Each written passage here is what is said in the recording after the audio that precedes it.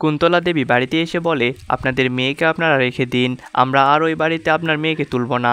তখন কাকাই বলে, কেন, আমাদের মেয়ে কি করেছে যার কারণে আপনারা ওই বাড়িতে আর তুলবেন না?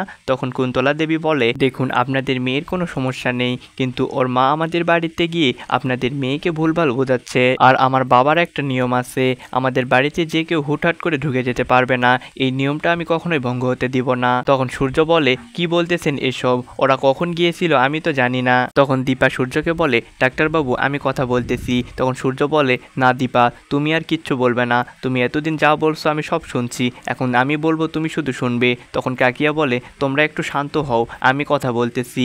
এরপর কুন্তলা দেবী বলে, আপনারা হয়তো এটা অবশ্যই জানেন, অধিকাংশ যেসব ডিভোর্স হয় সেসব কিন্তু মেয়ের পরিবারের জন্যই হয়, এই কথাটা মাথায় রাখবেন। এই কথা শুনে দীপা অনেক অবাক হয়ে যায় এবং সূর্যকে বলে, ডাক্তারবাবু উনি কি বলতেছেন এসব। তো বন্ধুরা, এটি দেখতে পাবো আমরা অনুরাগের ছোঁয়ার নতুন পর্বগুলোতে।